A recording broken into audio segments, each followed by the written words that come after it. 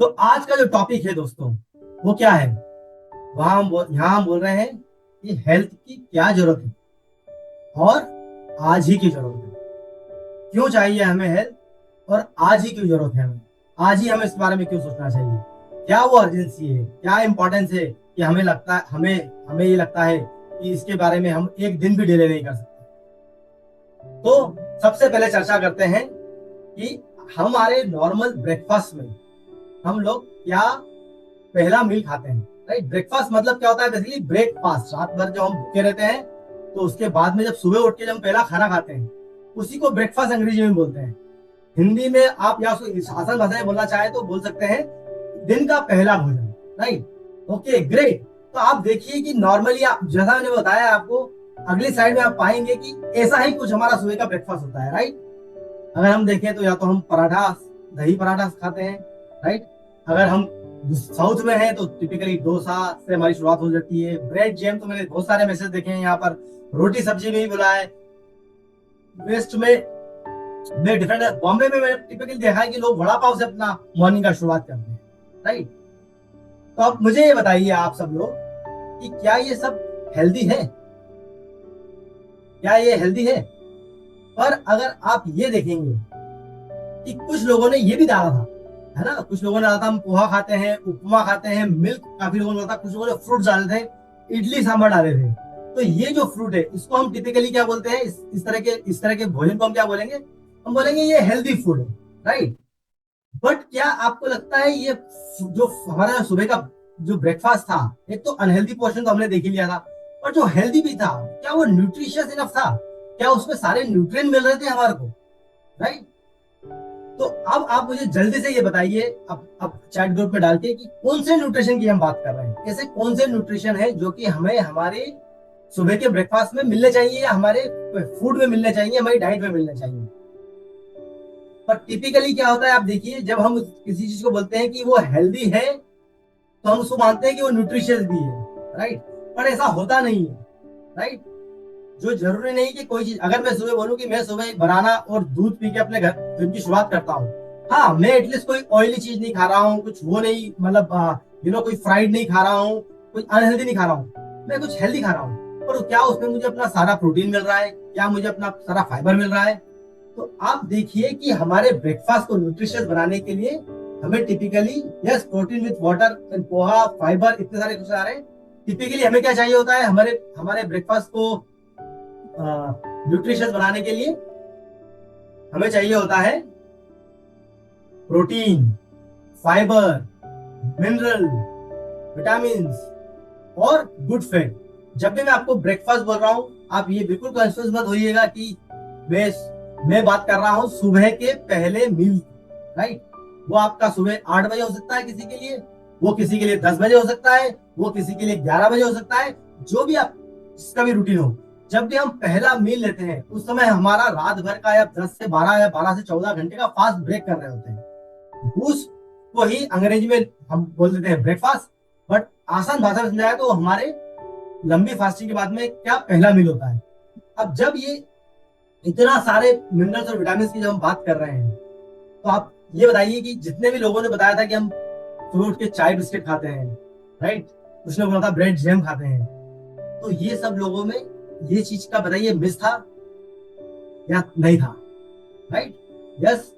अच्छा, अब ये देखते हैं कि सपोज अगर हमने न्यूट्रिशियस खाया, सॉरी हेल्दी खाया, जिसको हम क्या बोल रहे हैं कि हमने सब ऐसे दूध पिया, राइट, या कुछ लोगों ने ये भी डाला था कि हमने मल्टीग्रेन खिचड़ी खाई, तो वो अगर ये सारे न्यूट्रिएंट थे तो क्या वो उचित मात्रा में थे, जिस मात्रा में हमें चाहिए, जो हमारी डेली की रिक्वायरमेंट है, जो RDA, रिकमेंडेड डेली अलाउंस जिसको बोलते हैं, जो कि एक गाइडलाइन है गवर्नमेंट ने जो पब्लिश गाइडलाइन है, उसमें बोला जाता है कि इतने मिनिमम क्वांटिटीज के मिनरल्स, विटामिन, प्रोटीन और फाइबर हर एक इंसान को हर रोज खाने हैं। हर रोज, सप्ताह में एक बार नहीं, दिन में सप्ताह में 2 बार नहीं, राइट, हर रोज खाने हैं मिनिमम।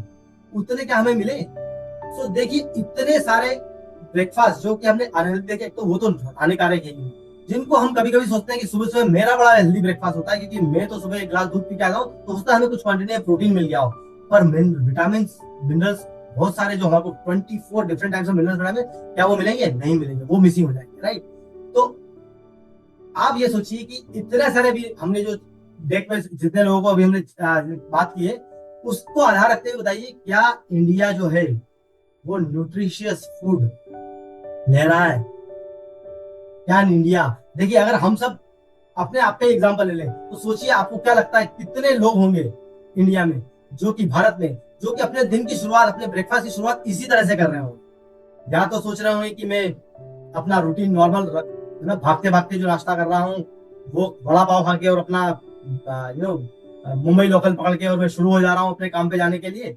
या फिर कुछ लोग सोच रहे होंगे नहीं यार कोई बात नहीं, मैं बड़ी हेल्दी लाइफस्टाइल जीता हूँ, मैं हमेशा अपना दिन की शुरुआत सुबह ब्रेड दूध और टोस्ट से करता हूँ या दूध या बनाना से करता हूँ। हम सब लोगों में काफी सारी हमारी डाइटिंग के कारण, इस डाइट हैबिट के कारण से क्या हो रहा है, न्यूट्रिशन की, क्योंकि हम लोग कंफ्यूज हो जाते हैं। हम हेल्दी ब्रेकफास्ट को कभी या हेल्दी फूड को कभी कभी न्यूट्रिशियस फूड भी मान लेते हैं, complete nutrition food, right? Complete nutrition food मान लेते हैं। वो न्यूट्रिशन हो सकता है पर कंप्लीट न्यूट्रिशन नहीं हो सकता। और उसका रिजल्ट देखिए क्या है, देखिए आंखें चौंकाने वाला रिजल्ट है। 10 में से 8 लोग जो है, मतलब 80%, 10 में से 8 लोग जो है वो प्रोटीन के डिफिशिएंट है, प्रोटीन की डिफिशियंसी है उनकी बॉडी में, राइट? और सरप्राइजिंग बात क्या है, उन 10 लोगों में से ये मतलब अगर 8 जो लोग हैं उसमें से अगर हम पूछे तो 90% लोगों को, मतलब 10 में से 9 लोगों को ये पता ही नहीं कि वो डिफिशिएंट भी है। देखिए किसी भी चीज को करेक्ट करने की शुरुआत क्या होती है कि अगर आपको पता चले कि आप डिफिशिएंट हैं तो आप उसको सॉल्व कर सकते हैं। सरप्राइजिंग डेटा क्या बोलता है कि 10 में से जो 9 लोग हैं वो ये मान के चलते हैं कि नहीं हमें जरूरत ही नहीं है, हम तो फिट है, हम सुबह उठ रहे हैं अपना काम पे जा रहे हैं, उन्हें पता ही नहीं कि वो डिफिशिएंट भी है। और प्रोटीन का डिफिशिएंसी का सबसे बड़ा एक कारण ये भी है क्योंकि उसको इसे रोजमर्रा की तरह मेजर नहीं किया जाता। अगर देखिए किसी को अगर आयरन की कमी होगी तो उसको हीमोग्लोबिन की कमी हो जाएगी तो एनीमिया हो जाएगा, तो कुछ कोई सिम्टम्स आएंगे तो वो उसको डॉक्टर के पास जाके तो ऐसे विटामिन डी में कभी होता है उनको कुछ वीकनेस लगे, इम्यूनिटी। प्रोटीन में इन जनरल क्या होगा, काफी लंबे टाइम तक अननोटिस रहता है, काफी लंबे टाइम तक। और उसी कारण से ये डेटा सबसे एस्टोनिशिंग है कि 8 लोग जो है उनको प्रोटीन की डिफिशियंसी है। अब आप देखिए दूसरी स्टडी जो है वो क्या बोलती है, 10 में से 7 लोग हिंदुस्तान में, भारत में, उनको डाइटरी फाइबर जो है वो डेली रिक्वायरमेंट के हिसाब से नहीं मिल पाता है, वो नहीं लेते हैं। आप सरप्राइज करिए रहा, 7 लोग, 70% लोग, 10 में से 7 लोग जो है डाइटरी फाइबर जो है वो जो जितनी रिक्वायरमेंट है, डेली की रिक्वायरमेंट जो है बताई गई है उतनी क्वांटिटी में नहीं ले रहे हैं। और 8 जो लोग हैं 10 में से, उनको माइक्रोन्यूट्रिएंट की डिफिशियंसी, मतलब मिनरल्स, विटामिन, यहाँ तक कि ये डेटा ये बोलता है कि अगर जो मैंने आरडी की बात की थी ना कि जो आपको डेली रिक्वायरमेंट के हिसाब से जितना विटामिन ले रहा है, 70% लोग तो उसका 50% से भी कम लेते हैं डेली। अब आप सोचिए कि क्या स्थिति होगी। मतलब अगर इसका एग्जांपल से समझिए कि अगर विटामिन सी रिकमेंडेड किया गया है कि रोज आपको 60 mg लेना डेली, राइट? सप्ताह में 1, 2, 3, 4 या सप्ताह में 5 दिन भी नहीं, लोग कभी कभी बोलते हैं मैं सप्ताह में 5 दिन ले लेता हूँ, रोज डेली रिक्वायरमेंट है। तो उनको अगर 60 mg लेना है रोज, 70% मतलब 10 में से 7 लोग तो 30 mg से भी कम नहीं ले पाते हैं दिन भर में अपनी नॉर्मल डाइट में। तो ये हो गई मेजर माइक्रोन्यूट्रिएंट डिफिशियंसी की बात। अब आप देखिए विटामिन डी की अगर बात करें, स्पेसिफिक कुछ न्यूट्रिएंट की बात करें तो क्या होगा। अब देखिए 4 में से 3 लोग, करीब करीब 75% लोग, राइट? मतलब 75% लोग जो है, 4 में से 3 लोग जो है वो क्या है, विटामिन डी के डिफिशिएंट है। हर दूसरा आदमी कैल्शियम का डिफिशिएंट है। 2 आउट ऑफ 1 का मतलब हो गया हर दूसरा आदमी। आप हर दूसरे आदमी को टच करेंगे तो पता चलेगा कि उसमें कैल्शियम की डिफिशियंसी है। अगेन बहुत लंबे टाइम तक इसकी आइडेंटिफिकेशन नहीं होती जब तक कि कोई किसी कंडीशन उसको देखने लग जाए, हम उसके बारे में भी चर्चा करेंगे। ऐसा नहीं है कि देखिए कि हमें लगता है कि इन जनरल, पर हमने कुछ डेटा देखा वुमेन स्पेसिफिक। देखिए वुमेन जो होती है हमारे परिवार का, हमारे समाज का जो वो है बहुत एक बहुत बड़ा स्ट्रॉन्ग पिलर होती है, राइट? पूरे परिवार की देखरेख करने वाली है। पर बहुत बार ये देखा गया है कि वही अपनी हेल्थ को सबसे ज्यादा अननोटिस रखती है या कॉम्प्रोमाइज कर देती है। और हम भी हमारे फैमिली में इतना उनकी तरफ बहुत सी बार बहुत लंबे टाइम तक फोकस नहीं करते हैं। आप देखिए 70 से 90%, मतलब 10 में से अगर 7 से 9 जो फीमेल्स हैं, जो लेडीज हैं, जो औरत हैं, उनको विटामिन डी की डिफिशियंसी करीब करीब 50%, मतलब हर दूसरी फीमेल, हर दूसरी औरत हिंदुस्तान में आयरन की डिफिशियंट है। 10 में से 40% जो कैल्शियम डिफिशियंट है।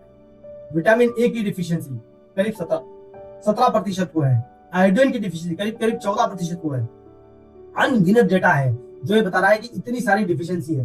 पर देख, क्या खाली सिर्फ डाइट और माइक्रोन्यूट्रिएंट और उसी से ही बात बन जाएगी, उसी से ही हमें लगेगा कि नहीं यार काफी है वो कर लेना?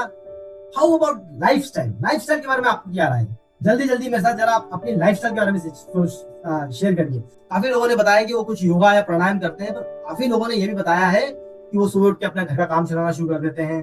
काफी लोगों ने ये भी लिखा है कि वो मोस्टली सुबह उठ के कोई ऐसा एक्सरसाइज का उनका रूटीन नहीं होता है ना। कभी अगर कुछ कर लिया तो एक्सरसाइज एक आध दिन कर ली, वीक में एक या दो बार, तो एक नॉर्मल जो होता है उसमें ल्यूक वार्म वाटर किया अपना लेमन के साथ में और हमारा दिनचर्या शुरू कर दी। पर हमारी लाइफस्टाइल का भी हमारी हेल्थ पर एक बहुत बड़ा इम्पैक्ट होता है। तो आपको क्या लगता है कि जो लाइफस्टाइल की जब हम बात कर रहे हैं तो लाइफस्टाइल का मतलब क्या होगा? क्या हो सकती है वो लाइफस्टाइल? काफी सारे लोग लिखें कि सुबह कुछ खेलना, कहीं जिम जाना, कुछ वर्कआउट करना, एक्सरसाइज करना हमारा मॉर्निंग का लाइफस्टाइल होता है। पर आपको क्या पता है, दुनिया भर के लोगों को जब इसके बारे में जब स्टडी की गई तो ये पता चला कि 4 में से 1 बंदा, राइट, करीब करीब 25% लोग फिजिकली बहुत ही इनएक्टिव होते हैं। इनएक्टिव का मतलब होता है सुबह उठे, अपना लेमन वाटर पिया, जैसा मुझे बहुत सारे चार्ट में लगा था, अपना वही सुबह का ब्रेकफास्ट, जो कुछ लोगों ने बोला कि भैया वो दूध पीते हैं सुबह उठ के, दूध ब्रेड खाते हैं, कुछ लोगों ने चाय खाते हैं, वो खाया और अपने काम करने लगे। उसको बोलते हैं फिजिकल इनएक्टिव। आप अगर ऑफिस जा रहे हैं, ऑफिस में खड़े हैं, ऑफिस में बैठे हैं, वो physical activity, dedicated physical activity का पार्ट नहीं है, राइट। तो आपकी फिजिकल एक्टिविटी जो आप गए भी तो चेयर पे जाके बैठ गए वहां पर काम करते, राइट। और आप देखेंगे 21st सेंचुरी में जो सेडेंटरी लाइफस्टाइल जिसको बोल रहे हैं, सेडेंटरी लाइफस्टाइल मतलब ये बिना फिजिकल एक्टिविटी के, कोई भी व्यायाम किए बिना, कोई भी शारीरिक काम किए, एक्सरसाइज किए बिना जो जो लाइफस्टाइल हम जी रहे हैं, हम उसको 21st सेंचुरी की बीमारी कहा है। और इसी के कारण से cardiovascular disease, elevated blood pressure, type 2 diabetes, ये सारी चीजें बढ़ रही है। और क्या हो रहा है देखिए, ये हो गया है सेडेंटरी लाइफस्टाइल, एक हमारी पुअर हैबिट हो गई। फिर दूसरी हैबिट जो है हमने देखा पुअर फूड हैबिट, राइट। हमारे खाने का कोई रूटीन नहीं है, टाइम नहीं है, राइट। हम क्या खा रहे हैं वो फिक्स नहीं है। तो पुअर फूड हैबिट जो होती है दूसरा एक हिस्सा हो जाता है हमारी लाइफस्टाइल का पार्ट। तो खाली व्यायाम और शारीरिक एक्टिविटी लाइफस्टाइल नहीं है। लाइफस्टाइल क्या है? आप खा रहे हैं, यही नहीं, उसके अलावा आपका स्क्रीन टाइम कितना है, अब और क्या, कहाँ आप ऐसी जगह मतलब अपना टाइम जो है सिर्फ बैठ कर और खर्च कर रहे हैं। और आप देखिए स्क्रीन टाइम जो है वो आज की सब दूसरी लाइफस्टाइल की सबसे बड़ी समस्या बन गई है, राइट। हमारा स्क्रीन टाइम फोन पर, सोशल मीडिया पर, टीवी पर बहुत ज्यादा बढ़ गया है, राइट। तो ये भी एक इंपॉर्टेंट एस्पेक्ट है लाइफ एक्सेसिव है। और आप देखिएगा स्लीप, और बिकॉज हमारा स्क्रीन टाइम है, रात को लेट तक सोशल मीडिया या टीवी या स्क्रीन पे आके बैठे हैं, नहीं यंग बच्चे भी, आने वाली जनरेशन, नेक्स्ट जनरेशन में भी। तो आप देखिए 4 में से 3 लोग जो है वो अपनी इनफ स्लीप, जितनी गुड क्वालिटी स्लीप की जरूरत होती है 7 से 8 घंटे की, वो नहीं ले पा रहे हैं। सोचिए जरा कितना एस्टोनिशिंग डेटा है, कितना सरप्राइजिंग डेटा है। 4 में से 3 लोग जो है वो अपनी पूरी तरह से नींद भी नहीं ले पा रहे हैं। इसलिए नहीं क्योंकि वो अपने ट्रेवल कर रहे हैं, 90% टाइम बिकॉज उनका स्क्रीन टाइम या उनका सोशल मीडिया या रात को फोन देखने की हैबिट जो है वो उसके लिए भी एक रिस्पॉन्सिबल है। तो अब हमने यहाँ से क्या समझा? हमने देखा कि सबसे पहले हमने देखा कि मैक्रोन्यूट्रिएंट की डिफिशियंसी। हमने अपने ब्रेकफास्ट को खुद एनालाइज किया, आपने ब्रेकफास्ट में खुद देखा कि उसमें प्रोटीन, फाइबर, गुड फैट और माइक्रोन्यूट्रिएंट की बहुत ज्यादा कमी थी, राइट। विटामिन और मिनरल्स की इनएडिक्वेसी थी। उससे कारण से क्या होता है? न्यूट्रिशन डिफिशियंसी होती है ओवर अ पीरियड ऑफ लंबे टाइम के बाद में। आप पाएंगे कि जो टिपिकली जब तक 30s में होते हैं, 20s में होते हैं, तो हमें लगता है कि हमें जरूरत नहीं है, हम तो अच्छा खाना खा रहे हैं, बॉडी यंग होती है, बॉडी अच्छे से रिस्पॉन्ड करती है। और जब लॉन्ग पीरियड टाइम ऑफ ये बैड हैबिट्स और पुअर डाइटरी हैबिट्स मेंटेन रहती है तो उसके कारण से क्या होता है? बॉडी में इनपरमानेंट न्यूट्रिशन डिफिशियंसी आती है। इसका मतलब क्या हुआ? आप में विटामिन डी की कमी होना शुरू हो जाएगी, कैल्शियम की कमी होने जाएगी, प्रोटीन की कमी शुरू होना जाएगी। और इन सबसे क्या होगा? इन कॉम्बिनेशन विद जो आपकी पुअर फिजिकल एक्टिविटी, मतलब आप कोई फिजिकल एक्टिविटी भी नहीं कर रहे हैं, है ना। आपको लग रहा है कि मैं ऑफिस जा रहा हूँ, वही काफी काम हो जा रहा है, मैं इतना वक्त तो ऑफिस में ही कर लेता हूँ, राइट। आपका कोई रूटीन नहीं है। और फिर अगेन हमारी लाइफस्टाइल हैबिट से हमारी स्लीप जो है वो प्रॉपर नहीं हो पा रही है, और वो सब लीड क्या किससे करती है, over period of time health condition, जिसको हम बोलते हैं कोई ना कोई डिसीज का कारण बन जाती है। तो आपको क्या लगता है कि क्या ये इम्पैक्ट जो है हमारी हेल्थ कंडीशन पे कोई इम्पैक्ट डालता है इस तरह से, हमारी आपकी सबकी हेल्थ हेल्थ पे कोई इम्पैक्ट हो सकता है इन सब चीजों से? यस, देखिए आप क्या इम्पैक्ट है उसका। 10 में से 4 इंडियन ओबेस है, मतलब ओवरवेट, राइट। ओवरवेट मतलब उनका वजन, जो उनका बीएमआई के हिसाब से उनका जितना वजन होना चाहिए, उनकी हाइट के हिसाब से उनका जितना वजन होना चाहिए, उससे कहीं ज्यादा है, राइट। ओवरवेट से भी ज्यादा सबकी जो सिचुएशन आती है उसको ओबेस बोल देते हैं, राइट। बीएमआई के रूप में पैरामीटर बोलेंगे तो अगर वो 25 30 से ऊपर चले गए उनकी बीएमआई, राइट, 28 से 30 से ऊपर चले गई तो वो ओबेस कैटेगरी में आया, राइट। और आप सरप्राइज करेंगे, ये जो नंबर है ये करीब करीब 5% से बढ़ रहा है। अब आप सोचिए 5% तो कोई नंबर ही नहीं हुआ, पर अगर आप देखेंगे ये जो 4 लोग हैं, अगर ये 4 का नंबर अगर 5% हर बार बढ़ेगा, राइट, तो क्या होगा? आप देखेंगे अगले 5 साल में यही नंबर जो होगा, ये हर दूसरा आदमी, मतलब हर एटलीस्ट हर दूसरा नहीं, 50%, आधे लोग जो होंगे वो ओबीस कैटेगरी में आएंगे, राइट। और इससे आप देखेंगे कि एक बहुत मेजर इफेक्ट जो दिख रहा है वो क्या दिख रहा है, एक स्टडी है डब्ल्यूएचओ की जो कि लास्ट ईयर की गई थी, उसका स्टडी का रिजल्ट क्या बोलता है कि 30 से 70 साल की उम्र में तब 19 करोड़ जो एडल्ट हैं, राइट, जो कि 18 साल से ज्यादा उम्र के हैं, उनको हाइपरटेंशन हो रहा है, राइट। तो इतना सारे 19 करोड़ लोग जो है वो हाइपरटेंशन की बीमारी से जूझ रहे हैं। 60% अगेन इतने 10 में से 6 लोग जो हैं वो किससे जूझ रहे हैं? बैड कोलेस्ट्रॉल से। देखा ना, हमने हमने हमारा डाइट प्लान देखा था, हमने सुबह मॉर्निंग में अपना पहला मील देखा था, हमने हम क्या खा रहे थे, राइट, किस तरह का फूड रहते। बैड कोलेस्ट्रॉल, हर 6 आदमी को, 10 में से 6 आदमी को बैड कोलेस्ट्रॉल की समस्या है। और कोई शक नहीं है इसी कारण से 10 में से 3 डेथ जो होती है वो कार्डियोवास्कुलर डिजीज के कारण से होती है। सोचिए आप, इमेजिन करिए। यहां देखिए आप डायबिटीज का डेटा, 2019 में 7 करोड़ लोग डायबिटीज से ग्रसित थे। और ये डेटा ये बता रहा था कि उस समय 2019 का डेटा में कि प्रोजेक्शन लग रहा था कि 2019 में इतने हैं तो 2030 तक करीब करीब 10 करोड़ लोग जो है डायबिटिक से ग्रसित हो जाएंगे, है ना, शुगर की बीमारी से ग्रसित हो जाएंगे। और 2045 तक 13 करोड़ लोग जो है ग्रसित हो जाएंगे। और ये देखिए 2019 की इसी स्टडी में क्या बताया गया था कि जो 7 करोड़ लोग थे जो कि ग्रसित थे, उसके अलावा करीब करीब 4 करोड़ लोग ऐसे होंगे जो कि अनडायग्नोज डायबिटीज होंगे। ये एक्सेस नहीं है उनको इन्फॉर्मेशन का, इन्फॉर्मेशन नहीं है उसका एक्सेस नहीं है या टेस्टिंग का है, उनको पता नहीं। तो करीब करीब 4 करोड़ लोग जो थे वो अनडायग्नोज हो सकते हैं, जो कि जिनको डायबिटीज हो सकती है। ये बहुत ही प्रिवेलिंग डेटा था 2019 का, राइट। करीब करीब क्लोज टू 9% जो लोग जो थे वो डायबिटीज से ग्रसित थे। अब आप देखिए उस समय 2019 में कम से कम 10 लाख जो डायबिटीज रिलेटेड डेथ हुई थी। और सरप्राइज होगा आपको ये वाला डेटा देखकर कि आज हमने बोला था कि 2030 तक 10 करोड़ लोग हो जाएंगे, 2024 का डेटा बोल रहा है हम ऑलरेडी 10 करोड़ लोग इंडिया में हमारे यहाँ हो चुके हैं जो कि डायबिटीज से ग्रसित हैं, शुगर की बीमारी से ग्रसित हैं। ये करीब करीब देखिए आप प्री डायबिटिक के डेटा को देखेंगे तो वो करीब 15% है। अगर मैं 11% और 15% को कंबाइन कर लूंगा तो आप देखिए 25%, मतलब हर चौथा आदमी, मतलब 10 में से हर चौथा आदमी, राइट, हर चौथा आदमी जो है वो क्या हो गया है अभी, या तो प्री डायबिटिक है या फिर डायबिटिक हो गया। और ये प्रोग्रेशन जो है, प्रॉब्लम की प्रोग्रेशन जो है प्री डायबिटिक की किस रेट से बढ़ रही है? 50 से 60% का प्रोग्रेशन है, from the pre diabetic to diabetic. तो अगर कोई प्री डायबिटिक है तो उसके काफी ज्यादा चांसेस हो जाते हैं कि वो डायबिटिक इवेंचुअली हो जाएगा। 50 से 60% चांसेस है कि वो डायबिटिक हो। तो इन सब डेटा को देख के आपको एक फाइनल जो डेटा है वो ये बोल रहा है कि नॉन कम्युनिकेबल डिजीज कौन सी डिजीज होती है? लाइफस्टाइल डिजीज को बोलते हैं ना, डायबिटीज हो गई, हाइपरटेंशन हो गई। इससे इंडिया के अंदर करीब करीब 65% डेथ जो हो रही है इंडिया में, वो पिछले 5 डिकेड में, पिछले 3 डिकेड में, मतलब 3 डिकेड मतलब 30 सालों में। तो पिछले 30 सालों में इंडिया में 65% जो लोग की डेथ हुई है वो डायबिटीज या हाइपरटेंशन आंसर हुई है। और ये डेटा है अपोलो हॉस्पिटल ग्रुप की एनुअल रिपोर्ट। सोचिए आप पिछले 30 साल में हमारे यहाँ पर कितनी लोग अपनी लाइफ गवा चुके हैं क्योंकि लाइफस्टाइल डिजीज के कारण से, और उनकी उसका हमने देखा था, कनेक्ट किया था कि वो किस तरह से अपनी डाइट और अपनी लाइफस्टाइल के साथ कॉम्प्रोमाइज कर दिया।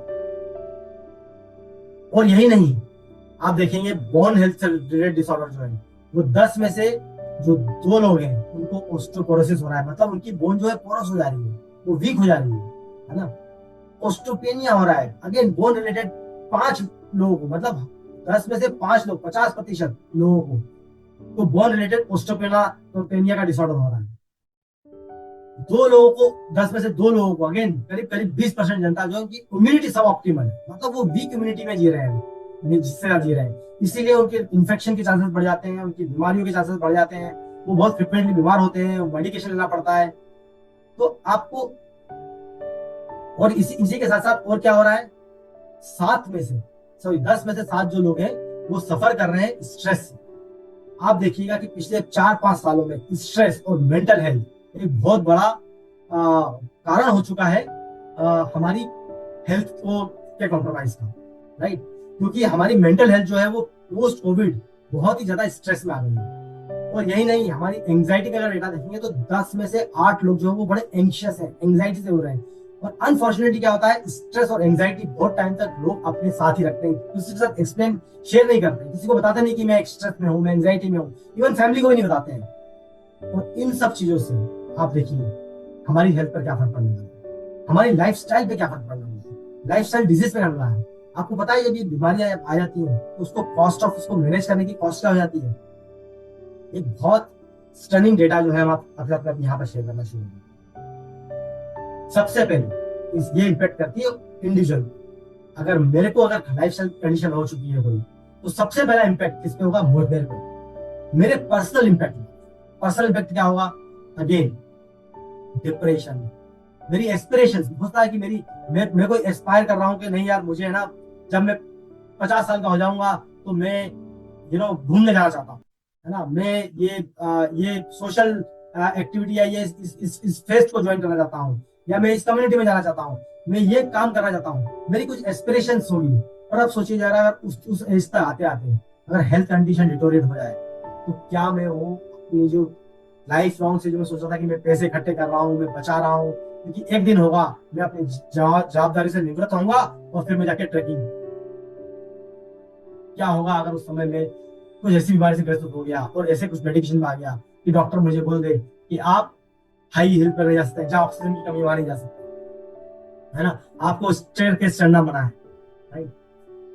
फिजिकल एक्टिविटी, मैं कोई अपना काम खुद नहीं कर पाऊंगा, खुद ही बीमार हो जाऊंगा, डिपेंडेंसी दूसरों पे बढ़ जाएगी, मेरी मोबिलिटी कॉम्प्रोमाइज है, मालूम पड़ा मेरे नीज ज्वाइंट, अगर मुझे कोई बहुत सीवियर बीमारी नहीं हुई, अगर नी ज्वाइंट भी काम करना बंद कर दिए, तो सोचिए जरा मेरी मोबिलिटी कॉम्प्रोमाइज है, राइट।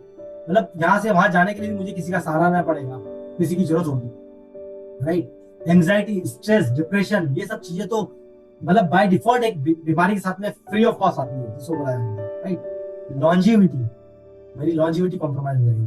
पर खाली ये नहीं, खाली मैं ही कम इम्पैक्ट होऊंगा अगर मैं बीमार हुआ तो आप सोचिए मेरी फैमिली पे क्या इम्पैक्ट पड़ेगा। जो लोग अपना कुछ, मतलब फैमिली में जो अपना कुछ काम कर रहे होंगे, है ना, वो कुछ अपने किसी बिजी एक्टिविटी में, उनको सबसे पहले मुझे अटेंशन देना पड़ेगा कि नहीं, उनको लगेगा कि नहीं यार, इसको भी अब ध्यान रखना है, इसके लिए ये सारी चीजें करनी है, तो उनका एक अटेंशन डिवाइड हो जाएगा। ऑफ कोर्स उनका जो टाइम होगा, इंपॉर्टेंट टाइम, जो कि वो कुछ अपनी अपनी अपनी अपनी ग्रोथ में, अपने काम में लगाना चाहेंगे, उनको लगेगा कि मुझे इसमें से कुछ पोर्शन ऑफ टाइम अब मुझे यहाँ भी स्पेंड करना पड़ेगा, इसके अर्जुन के साथ भी रहना पड़ेगा, क्योंकि इस समय इसको मेरी जरूरत है। और देखिए टिपिकली क्या होता है, जब हम लोग एज अ फैमिली हम लोग बीमार भी होते हैं तो हम बड़े पॉजिटिव माइंडसेट के साथ में हम ये बोलते हैं कि नहीं ठीक है, हम लोग पॉजिटिव रहेंगे, हम लोग ठीक हो जाएंगे, हम लोग टीम रहेंगे। पर देखिए अटेंशन और टाइम के साथ साथ इमोशनल ट्रॉमा जो होता है, ठीक है, अगर मैं ठीक नहीं होगा तो आपको क्या लगता है मेरी फैमिली में कितने मेरे आसपास लोग होंगे जो कि उनको लगेगा कि यार ये क्या, जो कि मेरे से इमोशनली कनेक्टेड होंगे, वो एक इमोशनल ट्रॉमा से गुजर रहे होंगे, उनको लगेगा कि यार ये कैसे किसी भी तरह से ठीक हो जाए, वो स्ट्रेस में होंगे। तो मैं तो बीमार हुआ ही, मैं तो स्ट्रेस में रहा ही, पर मेरे कारण से मेरी इमीडिएट फैमिली भी बहुत ज्यादा इम्पैक्ट होगा। और ये हम सब के लिए लागू होता है, या हम सब जितने भी लोग यहाँ पर, हम सब लोगों के लिए लागू होता है। इकोनॉमिक बर्डन, आपको पता है आज की तारीख में अगर ओपीडी में भी किसी डॉक्टर के पास जाया जाए तो उसका बिल कम से कम 1000 से 2000 रुपए होता है। मतलब सिर्फ जाके दिखाने के लिए कि मुझे क्या प्रॉब्लम हो गई है, मुझे थकान हो रही है बहुत, तो मैं चाहता हूँ कि आप बताएं कि मुझे क्या प्रॉब्लम हो गई है, उसकी जानकारी लेने के लिए भी कम से कम 1000 से 2000 रुपए की फीस जो लगती है वापस जाने में। कोई सीरियस बीमारी हो गई, कार्डियोवैस्कुलर प्रॉब्लम हो गई, एंजियोप्लास्टी की बीमारी हो गई, तो वो 1 से 2 लाख रुपए का खर्चा हो जाता है। बाईपास सर्जरी 3 से 6 लाख रुपए का खर्चा। राइट, आप देखेंगे कि बहुत सारे जो कैंसर के पेशेंट है वो कैंसर का ट्रीटमेंट नहीं ले पाते। क्यों? क्योंकि उनका पर साइकिल ऑफ जो जो जो ट्रीटमेंट का साइकिल होता है उसके लिए उनको 60,000 से 1 लाख रुपया खर्च करना पड़ता है एक साइकिल। वही data, same type of data है, किडनी का डायलिसिस हो, कोई भी डिजीज कंडीशन हो, इतना कॉस्ट ऑफ जो हमारा मेडिकल बिल है, वो इकोनॉमिक बर्डन है, वो हम पे ही नहीं पड़ेगा, हमारी फैमिली पे भी पड़ना। Loss of earning. मैं नहीं चाहता कि मैं 60 साल बाद रिटायर हूं, ठीक है। 60 साल बाद होता है कि ऑर्गेनाइजेशन गवर्नमेंट आपको रिटायर कर दे, पर हम चाहते हैं कि भैया 60 साल के बाद मैं अपनी कंसल्टेंसी करूं, मैं अपना कुछ मैं अपना कुछ टीचिंग सिखाऊं किसी को, मैं कोई कहीं जाके ट्रेनिंग करूं, जो मैंने इतना सारा ज्ञान लिया है, नॉलेज लिया है, मैं उसको किस तरह से यूज करूं, मैं कोई अपने गांव जाके वापस से खेती करूं, गार्डनिंग करूं, मैं कोई सी भी एक अर्निंग अपॉर्चुनिटी को चूज कर सकता हूँ अगर मैं हेल्थी हूँ, अगर मैं फिट हूँ। आप सोचिए वो अर्निंग अपॉर्चुनिटी मिस हो जाती है। तो मैं क्या बोल रहा हूँ आपको, 60 साल तो छोड़ दीजिए, अगर उसके पहले ही अगर प्रॉब्लम आ गई तो जो करंट जॉब है, करंट काम कर रहे हैं, करंट बिजनेस में जो हम लगे हुए हैं, वो भी एक बहुत लंबे हिस्से से लंबे प्रॉब्लम से कॉम्प्रोमाइज हो सकता है। तो हमारी लर्निंग, तो क्या करना चाहिए? तो सबसे पहले एक गुड हैबिट जिसकी हम चर्चा करने वाले हैं कुछ दिनों में, बहुत डिटेल में बताने वाले हैं कि यार गुड हैबिट हमारी क्या होने वाली है। उस गुड हैबिट में हमारी न्यूट्रिशन होंगे, हमारी डाइट होगी, हमारे फिजिकल एक्टिविटीज होंगी, हैबिट्स होंगी, वो फॉर्म करेंगे ताकि हम नो ईज की तरफ ना जाए। नो ईज क्या कंडीशन होती है? डिजीज से पहले वाली कंडीशन, जब आपको लग रहा है अरे मेरा थोड़ा डाइजेशन खराब हो रहा है आजकल, मुझे थोड़ी सी एसिडिटी हो जाती है, कुछ भी स्पाइसी खा लेता हूँ तो, है ना, मैं स्टेयरकेस चढ़ता हूँ, दो माला भी चढ़ता हूँ तो मेरे को थकान हो जाती है ना। ये छोटी छोटी चीजें लग रही ना, ये जिसको हम इग्नोर कर देते हैं, ये नो ईज है। ये बेसिकली अलार्म क्लॉक जो हम बोल रहे हैं ना, वाई हेल्थ वाई नाउ, ये अलार्मिंग सिचुएशन, ये अलार्म कर रही है, ये बता रही है कि देखो आप किस तरफ जा रहे हो। राइट, और अगर हम ये हैबिट फॉलो करेंगे तो हम नो ईज की तरफ नहीं जाएंगे, और अगर हम नो ईज की तरफ नहीं गए तो हम डिजीज की तरफ नहीं जाएंगे। तो स्टे हेल्दी,